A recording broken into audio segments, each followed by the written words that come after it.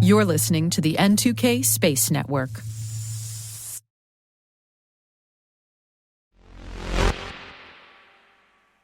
There's a lot happening in spaceflight in China, and admittedly, Chinese spaceflight doesn't always get the attention that it should in English-speaking media. Let's fix that a bit today, shall we?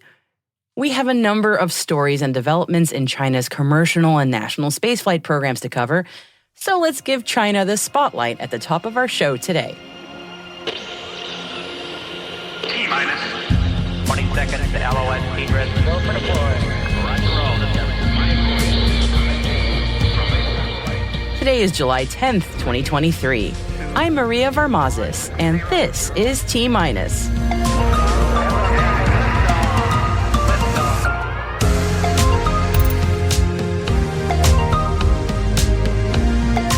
Space Pioneer gets a Series C funding round.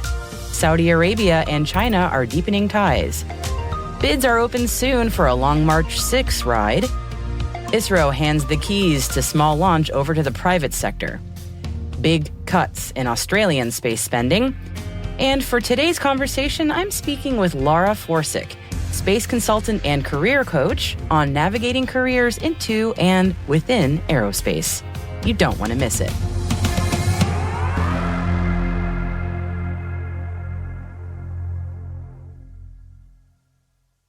Let's jump into today's Intel briefing, shall we? So yesterday, while many eyes here in the United States were perhaps on the latest launch by SpaceX, and yes, we'll cover that too later, meanwhile, over at the Jiuquan Satellite Launch Center, a Long March 2C rocket launched an Internet Technology test satellite, according to the Xinhua news agency. Details are pretty light on this launch, but an Internet Tech test satellite could very likely be related to Gowang, or China's SatNet, which is China's massive internet broadband constellation project. More on that in a bit. But as the Long March rocket series continues to be the backbone of launches in China, work on small and medium lift vehicles via private companies in China continue apace as well. Space Pioneer of Beijing just announced its own Series C funding round, which will go towards the development of its medium-lift, two-stage reusable Tianlong 3, or Skydragon 3, which will use kerosene liquid oxygen propellant. The company says the design specifications for this rocket are especially primed to support satellite launches for Guowang, or China SatNet, as we mentioned earlier. And according to 2020 plans for that constellation, Guowang will have over 13,000 satellites. So one could imagine that the goal for the Tianlong 3 could be for it to become a satellite launching workhorse like the Falcon 9 is for SpaceX. Now, Space Pioneer has been around since 2018 and has already raised over $400 million over 11 funding rounds since its start. The company may already be familiar to you, as back in April, Space Pioneer successfully launched the Tianlong 2 liquid propellant rocket to orbital space, becoming the first Chinese company to do so. News from Beijing today that representatives from the Saudi Space Agency have met with government officials and business leaders in the Chinese space sector to develop ties between the two nations and to, quote, further the space exploration agenda. Representatives from Chinese commercial space companies, including Galaxy Space, iSpace, Minospace, Galactic Energy, and the China Electronics Technology Group Corporation, met with the Saudi Space Agency's delegation to discuss possible research and development partnership opportunities in the future. And a last bit of news on spaceflight in China today. If you are a commercial satellite company in China looking to hitch a ride on the next Long March rocket launch, get ready to bid for your spot. This Thursday, July 13th, CASC is opening up spots on a two-stage liquid-fueled Long March 6 rocket to commercial partners. But again, it's not a matter of simply paying a fee, it's an auction-based system. Costs for a Long March rideshare start at 80,000 yuan, or about $11,000 per kilo. The Long March 6 can launch to low Earth orbit or sun-synchronous orbits, and CASC expects this rideshare launch will occur by the end of this year. Okay, now let's shift our attention now to India's burgeoning space program. After working on its own small-sat launch vehicle, or SSLV service, ISRO says it wants the private industry to have it, in its entirety. A senior official from ISRO said this: "We will be transferring the small satellite launch vehicle completely to the private sector, not just the manufacturing, but full transfer." ISRO's SSLV can take up to 500 kilos to low Earth orbit and 300 kilos to sun synchronous, and it had a successful launch of several small sats this past February. Given the small payload sizes, the SSLV is meant to offer on-demand smallsat and nanosat launch services. There's no exact timeline available yet, but ISRO says the SSLV will be up for bid to the private sector soon. And we're all wishing the best for ISRO's third mission to the moon, the Chandrayaan-3 lunar landing mission, which is expected to launch no earlier than this Friday, July 14th. In the meantime, a little bit of follow-up on that. In an interview with CNBC, ISRO's agency chief S. Somanath is looking to the future and says India's fourth mission to the moon, which is expected around 2026, will likely be in partnership with Japan's JAXA to explore the lunar South Pole. And now over to Australia, and just a little over a year after launching its own space command, the Australian government plans to cut $1.2 billion from its space budget, significantly impacting a program that aimed to launch 4 satellites between 2028 and 2033. The decision, a reported budget repair move, has drawn severe criticism from the Space Industry Association of Australia. These cuts, although not from the defense budget, may affect defense capabilities due to the intertwined nature of space infrastructure. The association argues that, in a rapidly advancing global space sector, this cut could threaten Australia's international reputation and ability to contribute to international efforts in the space domain. The Military Times has released their U.S. Service Members of the Year awards, including the U.S. Space Force Guardian of the Year for the very first time. Space Force Captain Victoria Garcia earned the title. In the face of Russia's assault on Ukraine, Captain Garcia spearheaded an operation to safeguard U.S. satellite networks in Europe. Her 54-member unit tracked 84,000 network events over 3,000 hours, using an electronic warfare system to ensure the security of the electromagnetic spectrum for U.S. operations. Bravo Zulu, Captain Garcia. And we mentioned it briefly in the first story of the show, but SpaceX has successfully launched its Falcon 9 rocket on a record-breaking 16th flight, testing the limits of rocket reusability. The first stage booster completed its mission, deploying 22 second-generation Starlink satellites before landing on a drone ship in the Atlantic. This particular booster has carried, previously, a range of missions, including the first astronaut transport on a Falcon 9. The original plan for the Falcon 9 first stage reuse was 10 missions, so 16 is a cool 160% of goal. Not too shabby. Way to give 160%, Falcon 9. Reuters published an exclusive on the Ball Aerospace acquisition. Blackstone and Veritas Capital are reportedly vying against defense firms like BAE Systems, General Dynamics, and Textron to acquire the firm. The aerospace unit, representing 13% of Ball's 2022 net sales, offers hardware for aerospace and national defense applications and could be worth over $5 billion. Now, if Ball sells the aerospace unit for $5 billion or more, it could face a substantial tax bill exceeding $1 billion. Ball Corp aims to offload its aerospace division to concentrate on its beverage packaging operations and reduce its current $10 billion debt load. The final bids for the unit are expected by the end of July. The potential sale comes amid increased regulatory scrutiny on defense sector deals, as seen when regulators blocked Lockheed Martin's attempted acquisition of Aerojet Rocketdyne earlier this year.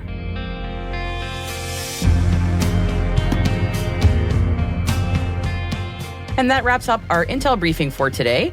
Stay tuned for my interview with space career coach Laura Forcyzk. And hey, T-Minus crew, every Monday we produce a written intelligence roundup. It's called Signals in Space. And if you happen to miss any T-Minus episodes, and we understand if you do, this strategic intelligence product will get you up to speed in the fastest way possible. It's all signal, no noise. You can sign up for Signals in Space in our show notes or at space.n2k.com.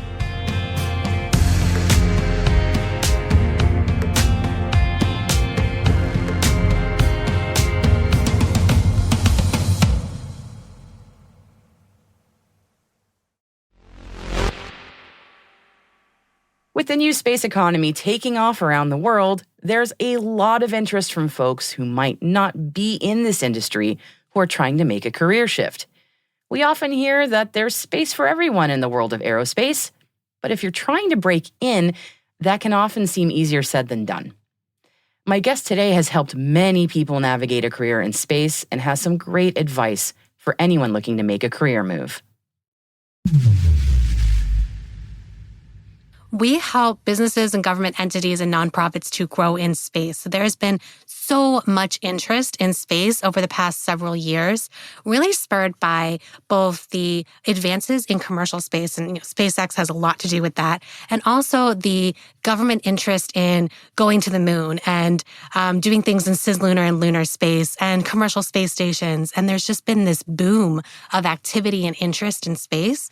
And so we help companies that are both already in space to figure out how to grow into new markets, and then also companies that are not yet in space, whether they, well, actually most companies are, they just don't realize it, but whether they have this intention of knowing that they want to be in space or whether they never thought about it before, helping them figure out how they can take advantage of this boom in the space sector. I would love to hear more about what maybe these companies are maybe hesitant about, or what they are curious about, maybe the unknown, so to speak, if they're thinking about more formally moving into space. What are you hearing?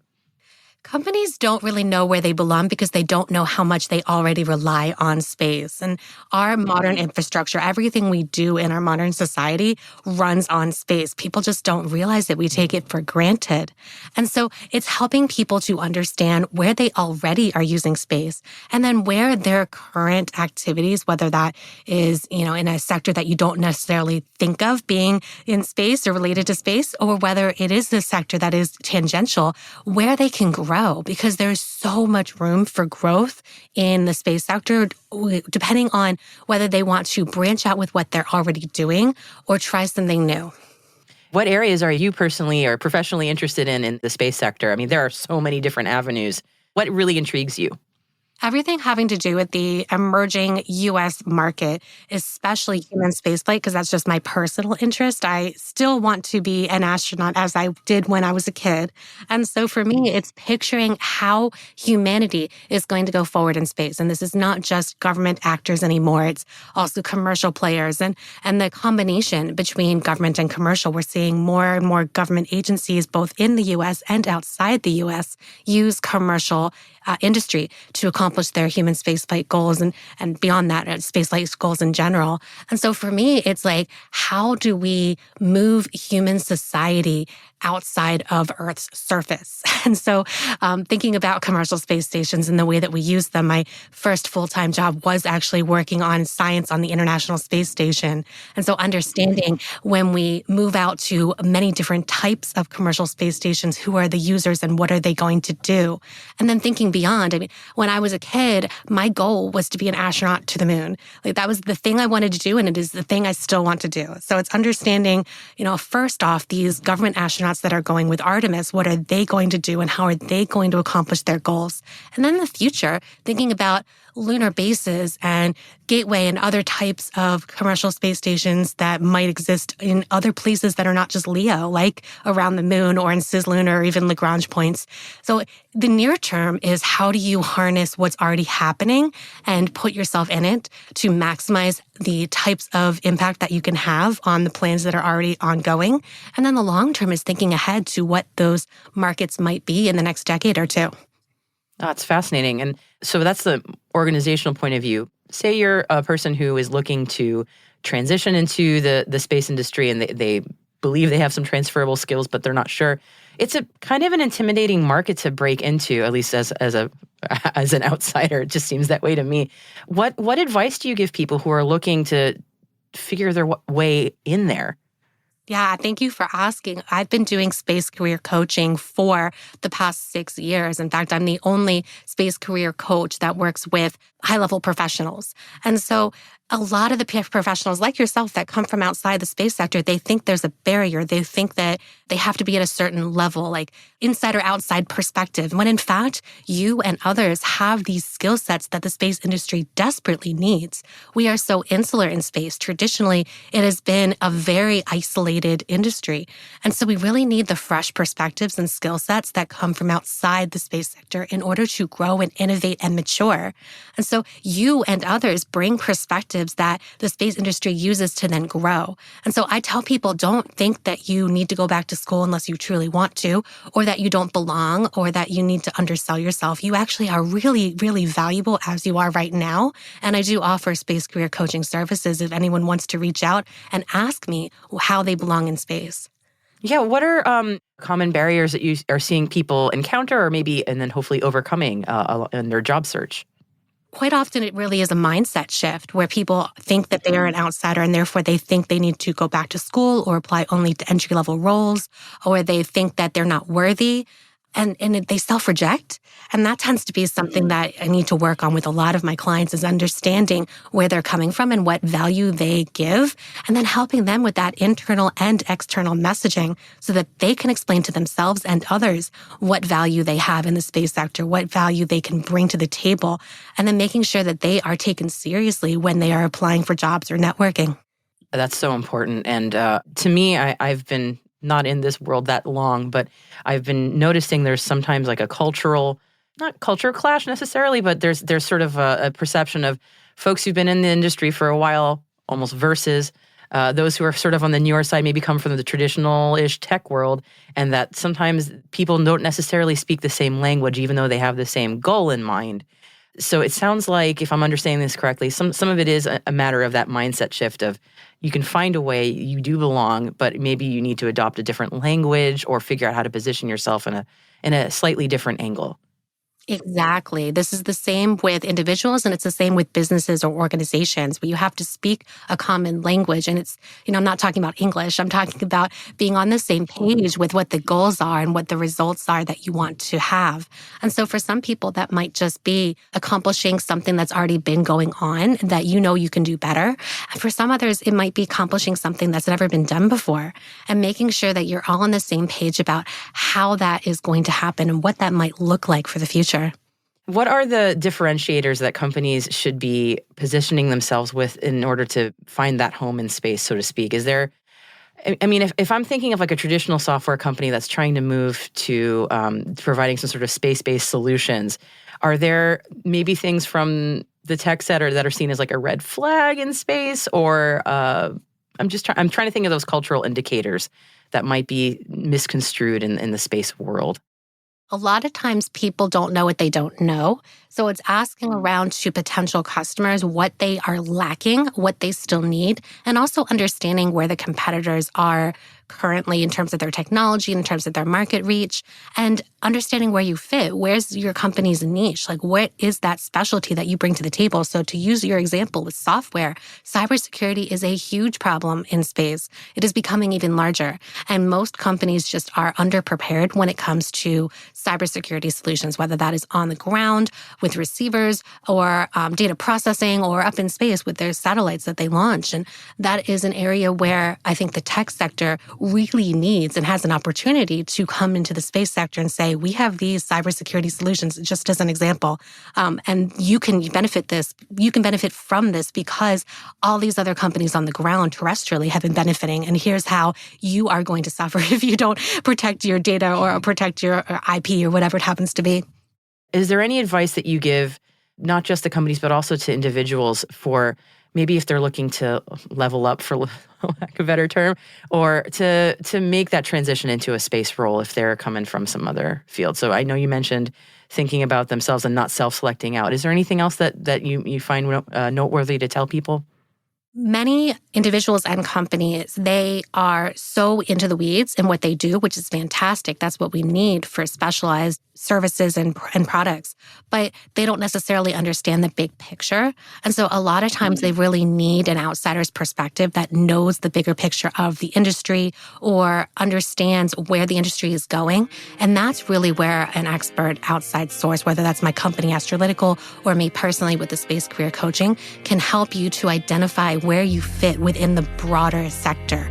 So understanding where your expertise, where your specialized skill set has the most value and can make the most impact and get you the most customers if you're a company, or get you the most attention if you're an individual who's trying to get into the space sector.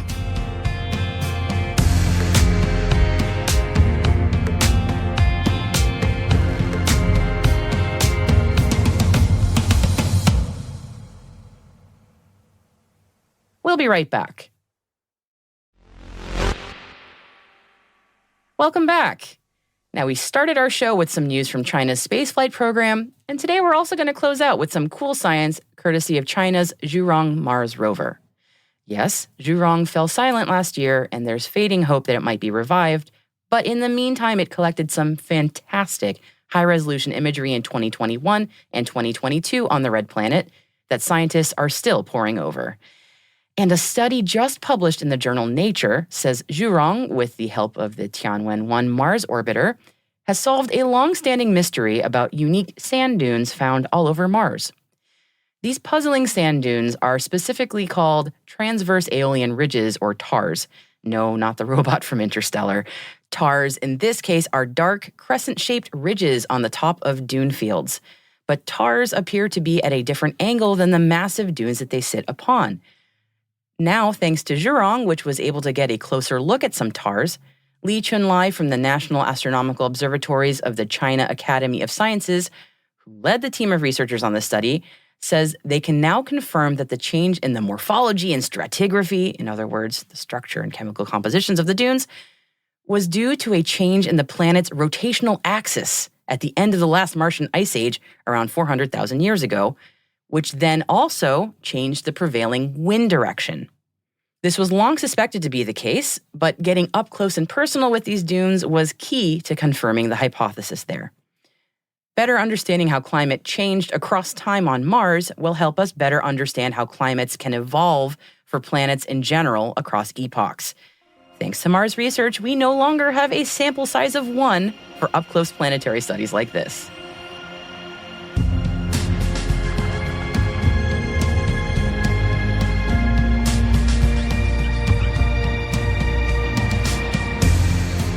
And that's it for T- for July 10th, 2023. For additional resources from today's report, check out our show notes at space.n2k.com. We'd love to know what you think of this podcast. You can email us at space@n2k.com or submit the survey in the show notes. Your feedback ensures that we deliver the information that keeps you a step ahead in the rapidly changing space industry.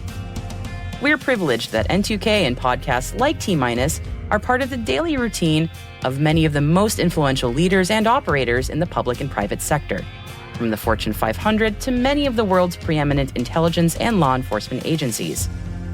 N2K Strategic Workforce Intelligence optimizes the value of your biggest investment, your people. We make you smarter about your team while making your team smarter. Learn more at n2k.com. This episode was produced by Alice Carruth. Mixing by Elliot Peltzman and Trey Hester, with original music and sound design by Elliot Peltzman. Our executive producer is Brandon Karp.